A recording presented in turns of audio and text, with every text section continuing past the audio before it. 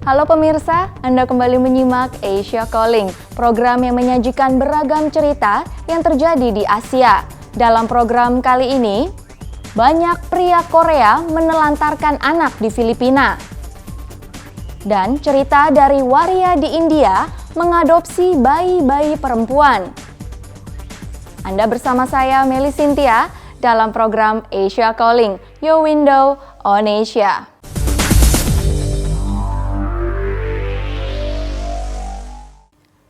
Warga Korea Selatan adalah pengunjung Filipina terbanyak. Tapi banyak yang bilang pria Korea telah meninggalkan sesuatu di negeri itu. Seperti anak hasil hubungan mereka dengan perempuan lokal. Bahkan muncul istilah Kopino yang berarti anak berdarah Korea dan Filipina. Reporter Jason Strother menyusun kisah tentang anak-anak ini dari Manila. Dawn Deladia dan adiknya punya kesamaan dengan semua orang yang tinggal di tempat penampungan ini. Ibu mereka yang orang Filipina tidak bisa merawat mereka, sedangkan ayah mereka yang berasal dari Korea Selatan kabur. The only thing that I know is just his name. And then I have one picture, and that's the only thing that I have. But I've never met him, and I don't know anything about him. Because my mom doesn't tell about it. She always says she forgot. Pria Korea Selatan bernama Son Buksik dan istrinya orang Filipina bernama Normi membuka tempat penampungan ini di Quezon City, Manila pada 2006. Sejak itu, sekitar 200 anak berdarah campuran tinggal di sini. Sonlah yang pertama menciptakan istilah Kopino, yang berarti setengah Korea, setengah Filipina. Sebagai seorang ayah, dia merasa bertanggung jawab memastikan anak-anak ini tidak dilupakan. 저희가 지금 하고 있는 일은 아빠 찾아주기나 그런 일보다는 이 아이들의 교육 그리고 자립 사업입니다. 두 가지로 다 저희는 이제 보고 있고요. Son mengatakan ada berbagai macam orang Korea yang meninggalkan anak-anak mereka, pelancong bisnis, mahasiswa, dan pria yang sudah berkeluarga di negaranya. Istrinya Normi mengatakan pria Korea tidak bisa disalahkan sepenuhnya. Menurutnya, beberapa perempuan Filipina punya harapan yang tidak realistis terhadap pria asing. From the point of view of a Filipina, I think Filipinos from the far-flung areas, impoverished Filipino women, and many of them uneducated, finished their high school, would go for a shortcut to easy life, and shortcut is to meet a foreigner. Dan itu bisa berarti hamil dengan sengaja.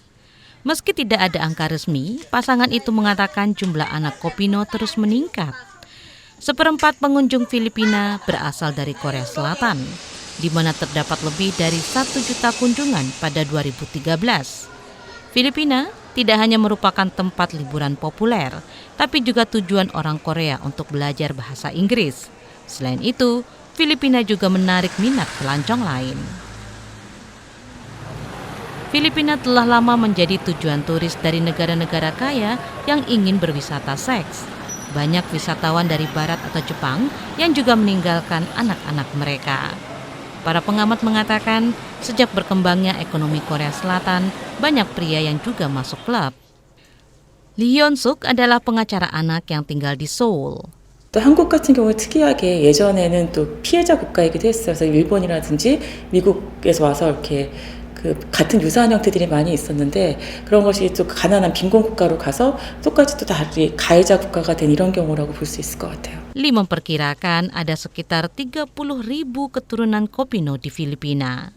Menurutnya, hukum Korea tidak melegalkan transaksi seks di luar negeri yang dilakukan warganya. Tetapi hanya sedikit yang benar-benar ditangkap. Jasmine Lee juga menaruh perhatian pada masalah Kopino. Ia adalah anggota parlemen Korea Selatan yang berasal dari Filipina. Menurutnya, pria Korea yang tidak bertanggung jawab telah menodai reputasi negara. Because Korea, we proud ourselves as being as a very family-oriented culture. So it's gonna be it's sort of a problem. It may be. Lee telah kembali ke tanah airnya untuk bertemu dengan anak-anak Kopino dan berbicara dengan ibu mereka. Dia mengatakan uang bukanlah tujuan utama para ibu. What they need is an ability to work, to feed, to actually to help feed the children, let them go to school. Education is actually the primary concern. Selain mendidik anak-anak Kopino, pendiri tempat penampungan Son Bu-si mengatakan juga ingin menghilangkan stereotip. Son mengatakan anak-anak berdarah campuran punya citra buruk di Korea Selatan. Apalagi jika salah satu orang tuanya berasal dari negara miskin seperti Filipina. 이 아이들은 한국하고 필리핀 사이에 교량 역할을 해줄 수 있는 인적 자원이고요. 이 아이들이 잘 자랄 수 있도록 이 아이들이 가진 역량을 발휘할 수 있도록 그것을 찾아서 키워주는 게 우리들의 임무고요. 그래서 저희가 지금 하고 있는 일은 아빠 찾아주기나 그런 일보다는 이 아이들의 교육. Dia berharap anak-anak Kopino seperti Daun Deladia bisa menjadi salah satu jembatan itu dan memperbaiki citra mereka di Korea. They really want us to finish our studies and dream high and do our dreams so that Koreans would not look down on us. Dan Deladia mengaku baru saja melakukan itu. Ia baru saja lulus kuliah dan menyandang gelar sarjana di bidang administrasi bisnis.